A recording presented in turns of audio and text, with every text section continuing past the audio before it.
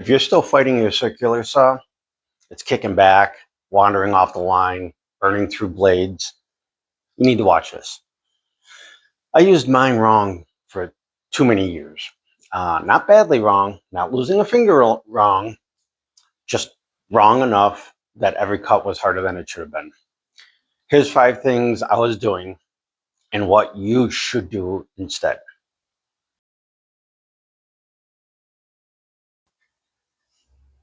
Most people set the blade way too deep. I did. I know I did this for many years. My thinking was deeper cut means it's definitely going through the material. Here's the problem with that though. The blade that sticks out an inch or below the material you're cutting,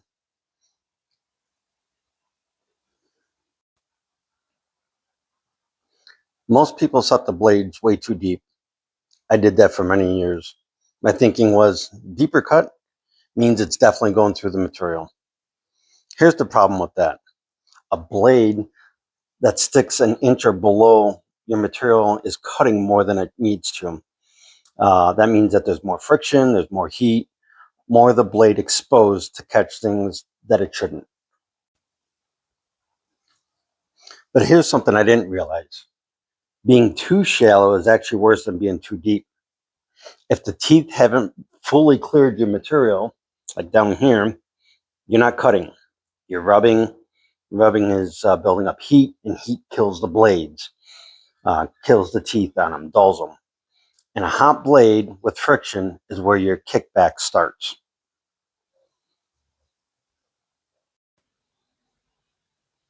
The right depth.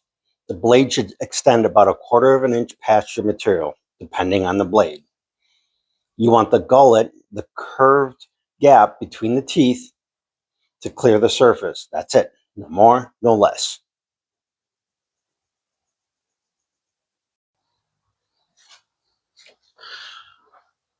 So I forgot to show you how to adjust. There's a lever back here that you lift up and it allows you to adjust the height of your saw. You also have on the front, if you have to do angle cuts. So it'll put the blade on an angle.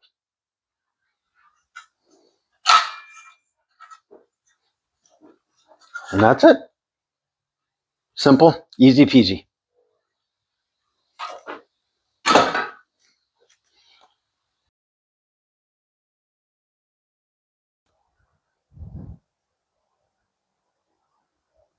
I used to do my setups like this where I would clamp it down on one side, let the plywood or whatever it is I was cutting hang off the other end, no support whatsoever.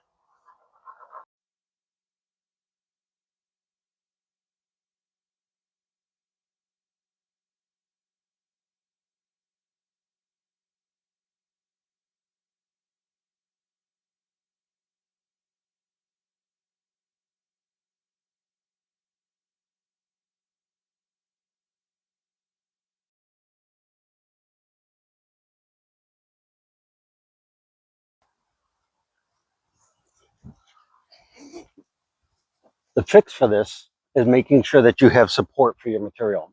In this case, I'm using 2x4s to support the material that I'm going to be cutting.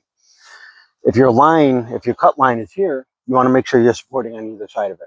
You can use 2x4s, you can use foam board, whatever it is, you want to make sure that it's up off of whatever you're cutting, whether it be sawhorses, your workbench, whatnot. You just want to make sure that the blade can clear the material and not cut your workbench.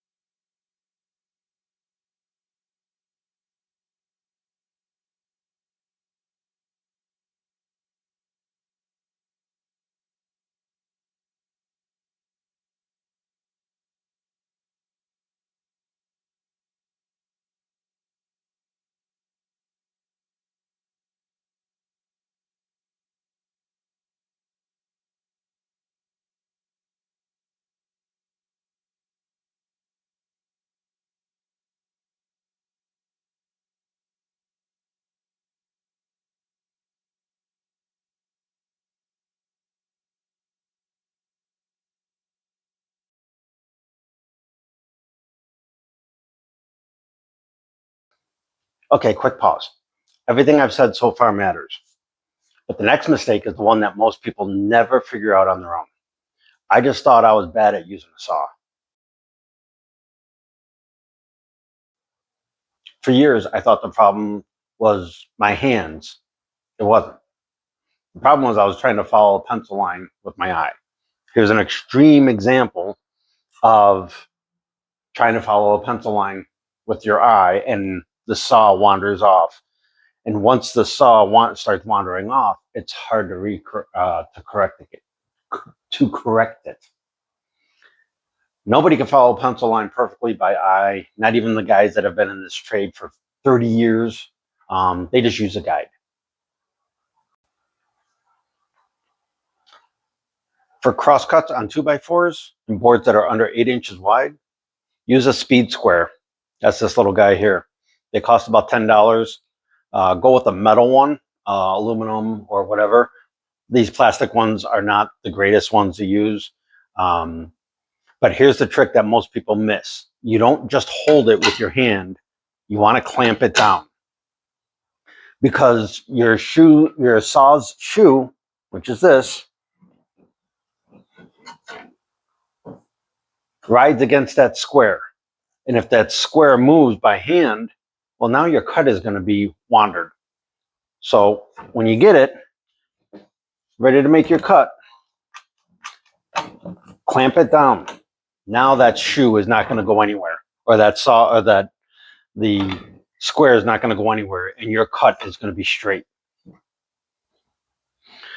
For ripping plywood or cutting anything longer, make sure you get a straight edge. It doesn't have to be anything fancy. Use a edge of a piece of factory MDF.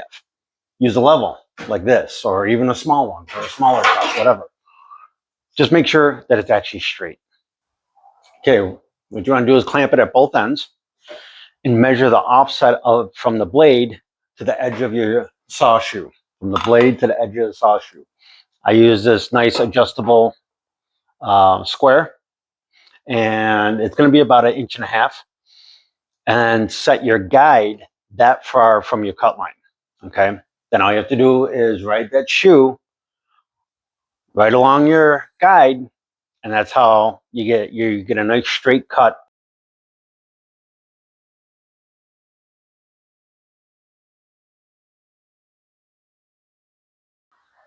Circular saw blades are not all the same. I ran the same framing blade for about a year and a half. It wasn't until my brother came over and looked at my saw and said, "Are you an idiot? Don't you know anything about cutting wood?" That's when I learned that there's different blades for different projects, and I'm here to help you out. Here's what you need to know. I'm going to keep it simple because blade selection can get really ridiculous. So this blade right here, this is a low tooth count. It's a 24 tooth, 7.25 inch blade. This one you're going to mainly use for framing, quick cuts. It's going to rip through 2x4s, 2x6s, etc. It's going to leave a real rough edge on them. That's fine, because you're using this for building walls and framing out stuff. You're not using it for making cabinets. So that's where the high tooth count blades come in. These are going to be blades with 40 or more teeth on them. And these are for finish work, for cutting plywood. Or if you've got real nice lumber that you're doing, you want to use a finer tooth carbide blade like this one. If you're doing plywood, you're going to want to use a plywood blade.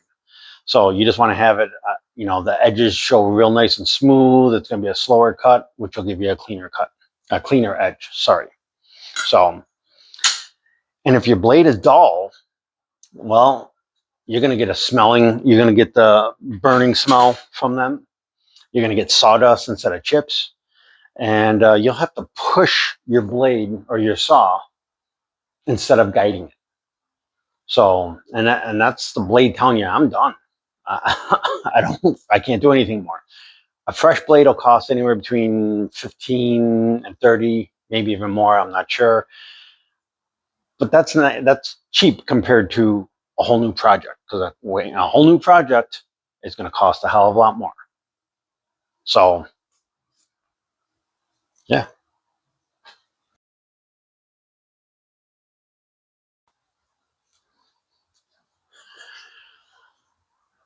Okay. Number 5. This one's short, but it matters probably the most out of the whole entire thing. Um, 3 things I skipped for way too long. First one, hearing protection. Hearing protection is very key because circular saws run at about 100 decibels. And if you're cutting for a long time, say about 15 minutes, you're going to get damage to your hearing. So make sure you use hearing protection. Um, it's important. Don't be like me where you have partial hearing loss and tinnitus because of not using hearing protection. Secondly, is the blade's own protection, which is the guide, the guard for the blade. Okay. Don't wedge it open. Don't hold it open. Let it sit on top of the material. Okay. It's going to spring back when it's finished, closed. It's going to protect you. It's going to protect others. It's going to protect your cord. So make sure that you do not mess with this at all. Okay. That's a safety feature also. So, and number 3 is know where your cord is at all times. Don't be like me. First time I used a circular saw, my dad's month-old circular saw, I cut right through the cord. Don't do that. I wasn't paying attention. It happened to be underneath the material and went right through the, yeah. And I was wondering, I'm like, why did the saw stop? Pull it up, and it was a pigtail about that big. So always know where it is. Put it over your shoulder. That's the easiest way of doing it. May feel a little awkward, but you know that it's up out of the way. So just keep that in mind of location of your cords too. So in closing, I guess that's it. The 5 things, the blade depth, supporting your material. Oh my goodness, why can't I think of it? uh, Using the right blade. Sorry, using a straight edge. And then safety. Oh, I forgot to add this in there. It should have been 4 things. Safety glasses. Always wear safety glasses because circular saws will spit out material and hit you in the face. So you can actually even wear a face shield if you feel more comfortable with that. Those are 5 simple things that I did wrong for years. So I'm just here to help you guys understand, not be afraid of it. It's a useful tool. Just respect the tools that you're using. If this helps you in any way, subscribe. I'd appreciate it. I'm doing more of these real case, no fluff videos of how to use different tools. And if there's a tool that you guys would in particular like to use, see me use or demonstrate, put it down in the comments. I'll definitely respond back and give you guys a video on that. So I appreciate it. Thank you very much.